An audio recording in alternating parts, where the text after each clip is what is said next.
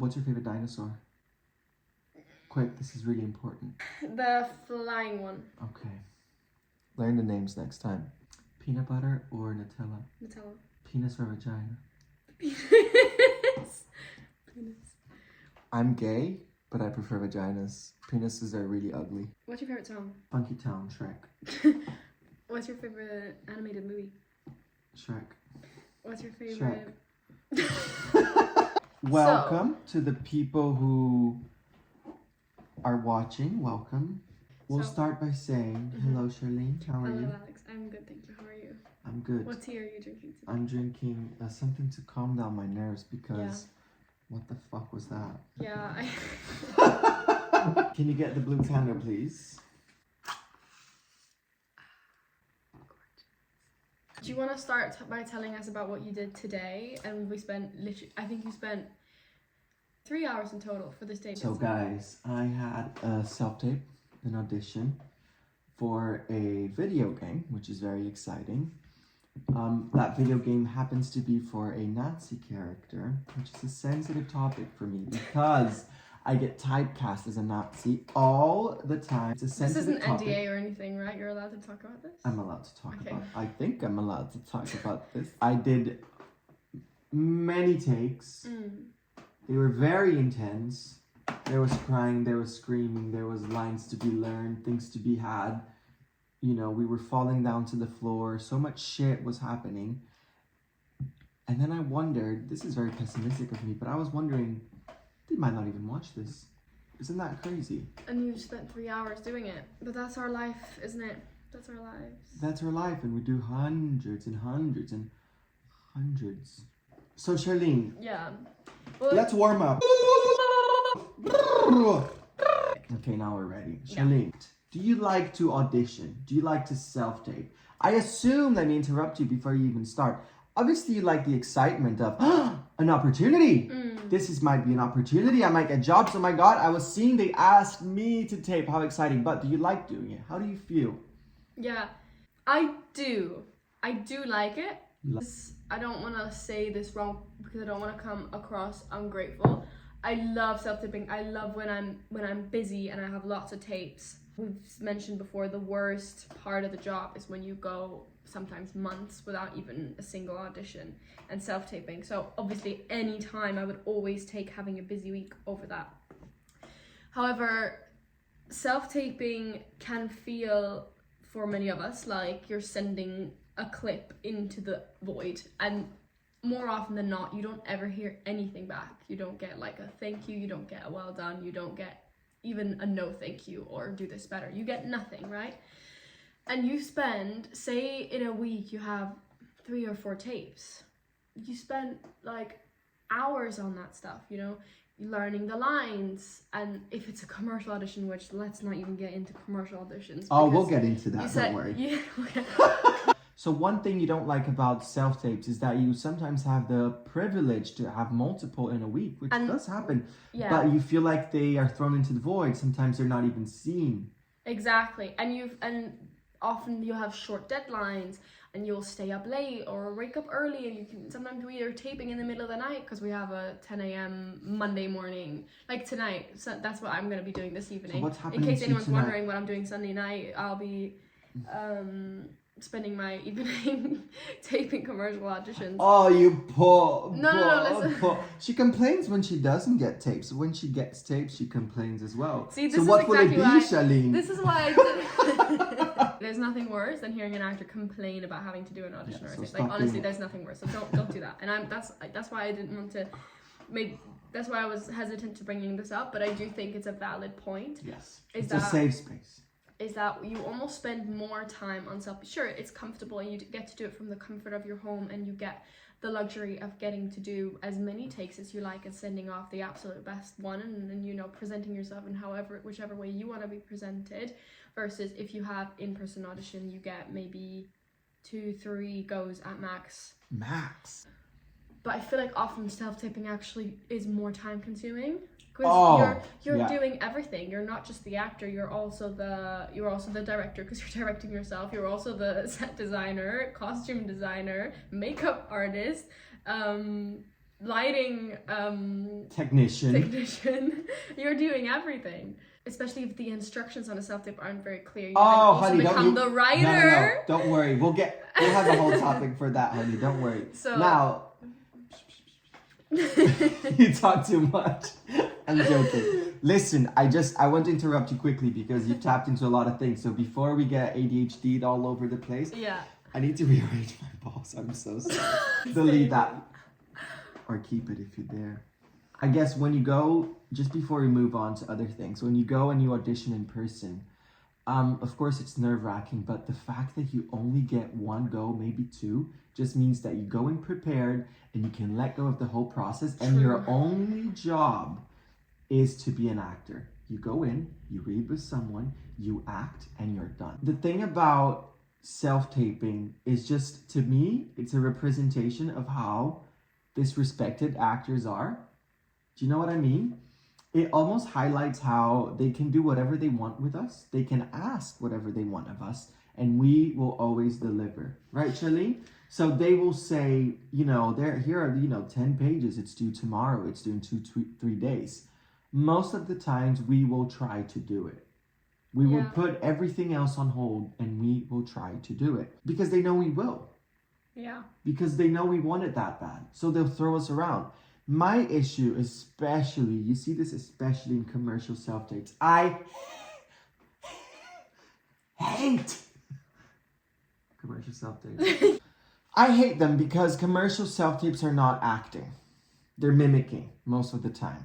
They usually make you play emotions, such as you're happy, you're sad, you're delighted to taste this Coca-Cola. Look, you taste it and then you go... That's not even bad. Like saying you're delighted to drink this Coca-Cola. The worst ones that we see are the ones where it's like, okay, just roll a 30-second clip and we want you to show us happy, angry, sad, confused, disturbed, bothered, annoyed, frustrated within 30 seconds and then swap from one to the next. What is that? That's pulling faces. 70% of commercial self-tapes are them wanting us to play emotions. What pisses me off, and this is really, people think that acting is playing emotions. To me, it's not playing emotions whatsoever. Emotions is what happens as a consequence of something that the character is going through. If you're playing emotions, if you're playing happy, sad, upset, you're not acting, you're mimicking. That's what you do in your friend's living room. When you play that game, what's it called? Okay. Like, oh, who am I? Michael Jackson. Charades? I don't know. Anyway, you get the point. My point is, it just shows that they have no idea what to do. And at the end of the day, they're probably going to pick the person who looks the part the most. Can you tell by the look on my face anyways? I think it's like... Commercials are like the fast food of... No, that's not a good one. No, that's an excellent one. It is the fast food. It's like the fast food of the entertainment industry, you know? Whoever's writing this is literally like whipping out in 5 minutes, writing some very, very vague, very surface level... But that's fine. The actors are desperate. They'll do something with this. Probably I written, potentially. You're happy. Show us. And then you see a big purple teddy bear who's chasing after you. And then you're terrified. And be natural. Be natural. Don't do over the top. We want to see real people. Oh no, so you're also being chased by a dinosaur. Preferably if you could wear a dinosaur costume would be great. And then if you could jump into a car, no, actually, if you could jump on top of a car and then maybe roll off it. And then we're doing all this within the four walls of our living room. You know? We need it done by 2 hours ago, if that's okay. Thank you. And you know what? When you do it, you feel like you get a Sharpie pen and you write loser on your face. And the reason why they get away with this is because there is a buyout, which is why actors want to do commercials, because they help with the bills. Another thing as well, when they make us improvise, when they say improvise, create a scene. I think the reason why that's so fucked up is because if you're on set, you know your character's long enough. You're able to improvise within that world. But when you have an audition, you don't know anything about this project. So them asking you to improvise something that they want to make is them asking you to do their work for them. Yeah. They're basically saying, I can't write anything. I can get you asides. I don't know what to make you audition. So please come up with something. Impress me. Oh, No, I shouldn't say this. Go on, just don't say say the I'll brand. probably cut it. Because Say there's it. only one casting director in London who does this, and it's always the same one. Oh my god. But when they think I send the know who it is. video instruction, Do you know what? I they want will to. send. Okay, let me tell this. I might cut it out. Okay. No, don't cut it out. They will send. You know who certain you are. casting directors send the instructions as in a video format, and they will send a 10-minute long video telling you. And within this video, bear in mind, it will probably oftentimes not just be your character. There will be multiple characters for each commercial that they're auditioning for, and they will record one video where they describe what each of the different characters should do. So you will need to watch this entire 10-minute video to try and get to your part, the part that actually applies to you. And then the thing with commercial castings is that the instructions are very specific, and they'll always ask for very specific things, and they'll ask you to state very specific information in the slate. So if you have it all written out in an email, it's really easy because you can just highlight things and you can screenshot and you can go back and read it through. Cut to the chase. If I have to go back and watch through this entire 10-minute video every single time I want to remind myself of what I'm meant to do, also, do I look like I have time? Let's not even mention when you say no professional actors needed. We're looking for real people. Do I have to explain that one? Charlene, should we even... Real people. I don't have the crayons to explain this to you right now. In fact, I'm really triggered. I think I'm gonna cut this. I'm going. I'm upset. Cut the show. I'm just kidding. I love the camera too much. So I had this experience, right? This was like 2 years ago, and it was a Monday, I remember. And I had the Zoom audition with the casting director. And I remember I booked off work that day. And when I got there, we were all put in this Zoom group with a bunch of different actors. So it wasn't like, oh, Alex, your slot is at 3. You know, Mark's slot is at 3, and so on and so forth. No, they put us all in this Zoom group. So we were staring at each other's faces, all the actors staring at each other awkwardly. Obviously, you could turn your camera off eventually. And then they would call us in one by one.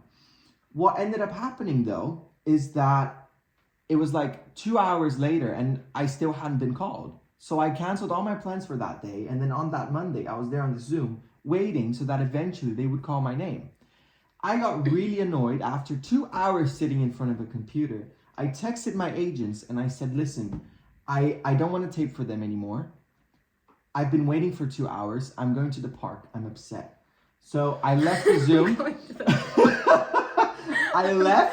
I left the Zoom call. I was on my way to the park. I was really upset. And then my agents said they want to see you next. Enter the link again. I go back upstairs to my room. I said, okay, let's give this a try. I was so annoyed.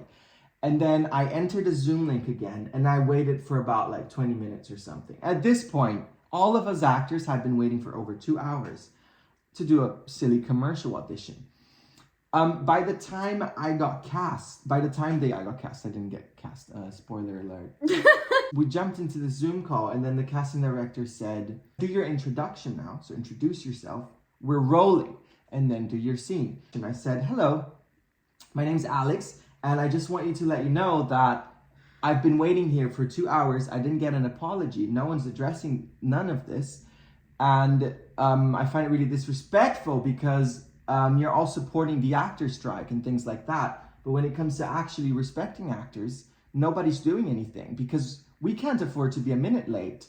And I've been waiting here for 2 hours. So my self-tape here today is to just let you know that I hope this improves. And if I saw a message on my phone and it distracted me.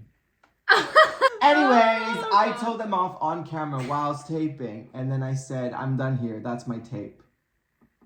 And that was it. And they were like... I'm impressed that you did that because a lot of us wouldn't have the balls to do that. We do need to stand up for ourselves and we do need to be better at that. But the issue is as well that we won't really get anything out of standing up for ourselves. The only thing that will happen is that casting director probably might not call you back. If you say no thank you, say you get an audition and you say, fuck this, there's no proper instructions and the deadline is too soon, I think it's disrespectful, I'm not going to tape. The only thing that will happen is then they'll say, okay, fine, you're not going to tape. And then what might happen is they might not they might not call you next time. Yeah, well, that's the So thing. what do we get out of it? We get nothing, you know? No, we don't. But if enough actors say stuff, I guess maybe we can. The thing is, some actors can afford to say no to stuff. Yeah. You know, some people can afford to do that. And the things that we can't, there are things that you and I can afford to say no to as well, and we should say no to those things. And things like what you did on that Zoom call, I think. Well, I was very angry, but you know what? Well, maybe we're coming across as really arrogant and like diva-like, and that is not our thing, because actually we put so much effort into these tapes. We're so grateful to be in the room. We love to perform. We love the opportunity to audition, knowing that the chances are really slim. But you know, it's important to discuss that there's clearly a power dynamic. We're clearly sucking their dicks. You know, and asking, how do you like your steak? How can I be of service? Do you like me like this? Do you like me like that? I can change. I can be, you know, angrier, smaller, bigger, more feminine, more masculine. I'll do it. Blonder. Pick me, love me, choose me. Let's talk typecasting, Shirley. What's your typecast? Well, you know, I think I'm actually quite okay when it comes to that. I think I've been quite lucky. I don't feel like I get typecasted much. I mean, most of the opportunities and auditions I get will obviously be like, because we're in London, we're based in London, we went to drama school here, this is where we are auditioning, this is where most of our opportunities come in. So, but I'm from Germany and Sweden, so that's my selling point, you know, that's what makes me stand out a bit, and that's the things that I audition for, often like World War II things, I mean, you as well, but like not as specific as you. We'll get into Alex in a minute. Also because I'm, not to brag, but I'm quite good with accents, so I can fit She's not lying. I can fit into many different categories because because I can do different accents. But please give us your take on this, Alex, because you've got a very interesting standpoint. Yeah. I think typecasting is an interesting one, because whenever you have something that's quite predominant, they will immediately see you as that. It's the same thing when they have like, oh, let's do gay films, and then the whole film is about the fact that that character is gay. Instead of there's a character, and one of the attributes to this character is that they're gay. Yeah. And I think my issue with that is that I get cast as a Nazi a lot. It's also, let me just add this, it also, if you say that some of the first stuff that you do when you start working is a certain type of role, a certain type of character, you will then obviously be using that material to showcase yourself, and you'll use it in your show reel, etc., etc.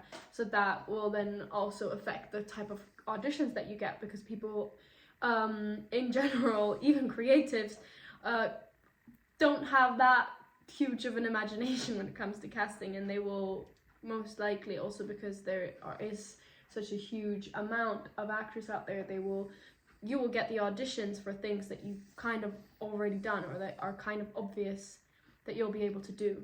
Yeah. So hence why. I mean, it comes to show that a lot of people running this business are not artists, they're business people. So if they see you as one thing, they're not able to go, wow, they portrayed this Nazi soldier really well. I'm sure they can also portray this other part.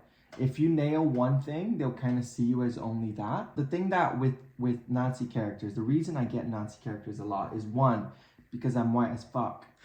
Not German, I'm Brazilian. I only look German and I live there, so I speak it. I think whenever they see something, they go, oh, German, you can only be this. You can only be a Nazi.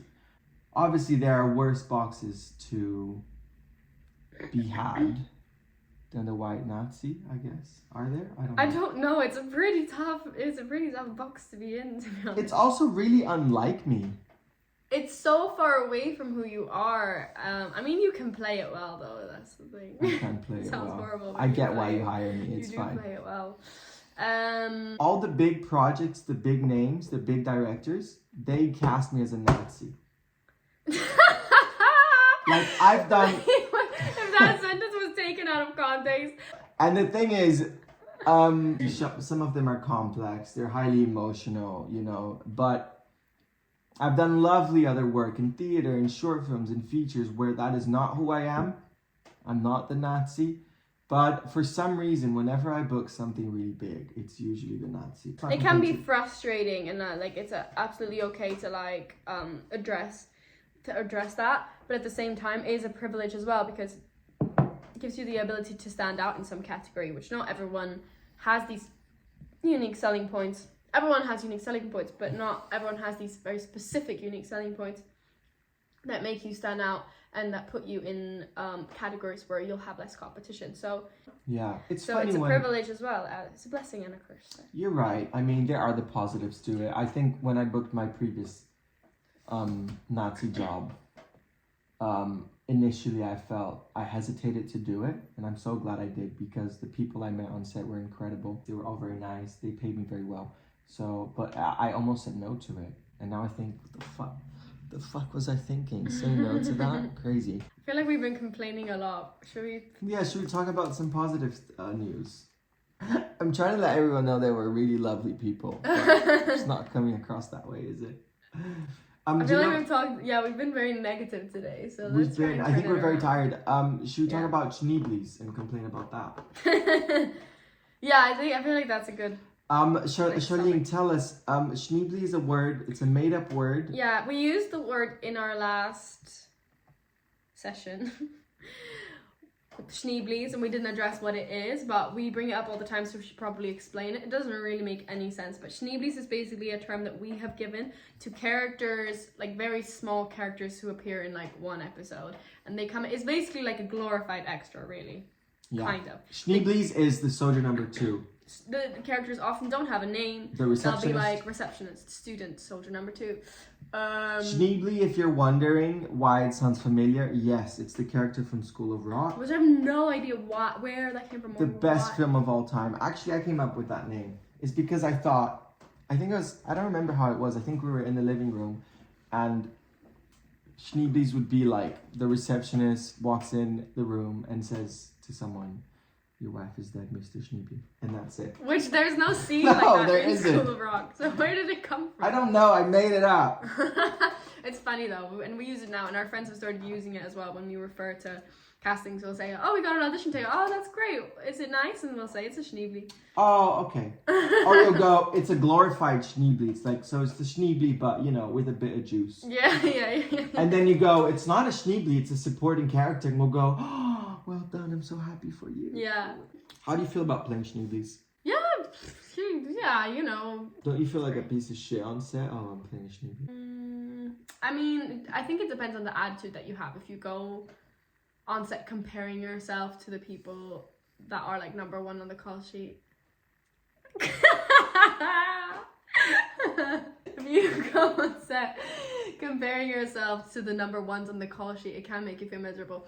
It's like, oh my gosh, this is funny. You can talk about this because I remember last time you booked a Schneebly, you told me that you were so excited about it and so grateful because it was several days, it was like a whole week of shooting, good pay, a great opportunity. Like you're happy about it because you haven't filmed something in a while maybe, so you're like, I know this is not going to be my life-changing role, but it's great. And then you get there and then you start comparing yourself to all the people who have so much more, and that's when you start to feel shit about it, when actually you were really excited about this. So I think you just have to be mindful of that, and you have to go into it with the right attitude, and you have to know why you're doing this and why you've chosen to say yes to this, and knowing that it's not because that's what's gonna get you an Oscar nomination. Or It's so funny how the ego works, because I have done plays or student films where I'm the lead and I have a really juicy part, and I feel so big and powerful. I feel like my ego believes in that moment I've got the biggest dick in the room. But then when you're doing a Schneebly, you're the smallest one on a really big set, and then you feel really small. Do you see what I mean? Yeah, even though the names are big and you're next to really big names and big people and big sets and big cameras and big everything. And you're getting paid probably large amounts of money. A lot more than... But for some reason, if you're a Schneebly or if you're playing a small character on a series or show with that dimension, I sometimes seem to feel smaller. And if I'm playing a big part on something really small, I feel really big. There's probably a lot of comparison that goes in there. For sure. And I think, wow, I'm the face of this thing. Which is funny because I think we need to encourage ourselves to get used to being next to big people, big names, and not come from a place of comparison or, my God, they've done this, they've done that. Yeah. As an actor, Charlene, how do you deal with rejection? I think actors know rejection like anybody in the motherfucking planet, because you know, if you're not an actor, you're looking for a job, you need to book one job, and then you have that for hopefully a few years. But actors have job interviews every week, if they're lucky. And we get rejected. How many auditions have you had last year? That's the amount of, you know, job interviews you had. I think my main comment is that the industry really disrespects actors, and it is because we rely on people choosing us to work. We need to be picked. We need to be chosen. We need to show up, and every day, every scene, every moment, we need to prove that we deserve to be there, that they made up the right choice by choosing us. I guess that's why actors are so disrespected, because they know they can get away with it. Yeah. They know that we are so desperate, we're so replaceable. There will be someone else. Someone else will do it for less money. Someone else will do it for free. Someone else will do it for the crazy hours. And listen, don't get me wrong, it's all okay. I love what I do. We love what we do. We do it for free. We do the long hours. It's all good. That's a part of the game. But you can really sense that people really do take advantage of us. So that's why when we are in a position where we get a say, where we can afford to say no, where we can change it for other people, it's really important that we do. Or some actors are now producers as well. They have a say in casting, they have a say in directing. It's really important. Another thing I'll do is they love not giving actors name. Some of the Schneeblies I had, the small roles I had, they cast me as the soldier number 3, and I begged them, please, can I be called Alfred, Jonas, Hank? Why do they do that? This is something I don't really understand. What is that about? Why do they do that? I don't know, but when I'm casting my actors for my films, when I direct, I will make sure everyone has a name. Even if you're an extra, if you want a name, I'll give it to you. Because I know it's shit to have to put on your CV, oh, I was the, you know, does it have something to do cheese with seller. like with pay? Is it that it changes the contract and like it makes them have to pay you more? Is that what it is? Like why? I don't understand why they do that. I don't know.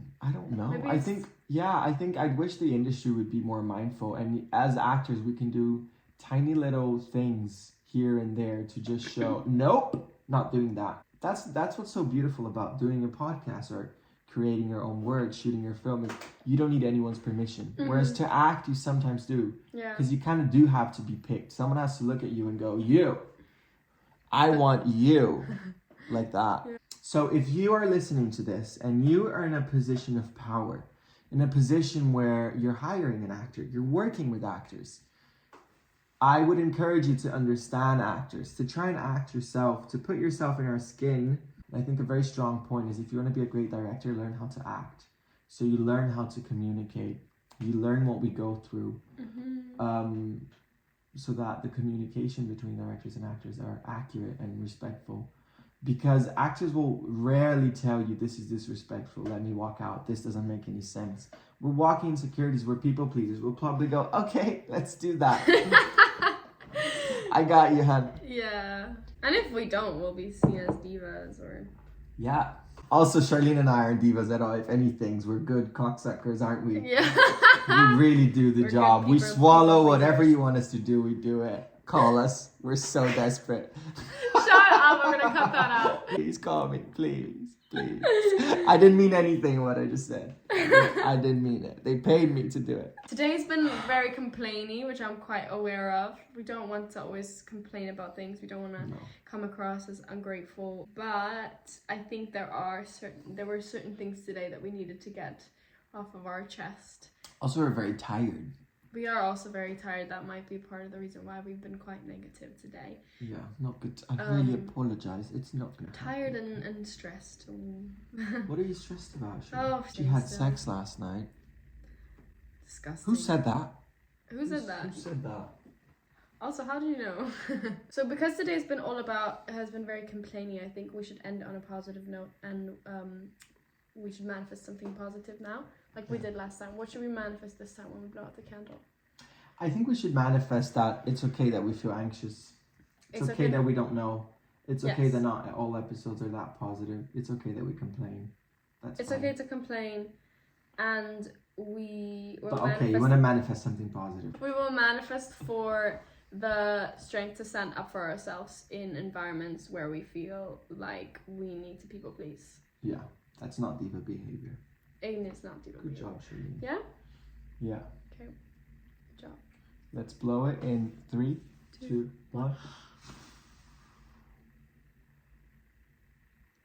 Ah. Namaste. Ah. Namaste fucking day.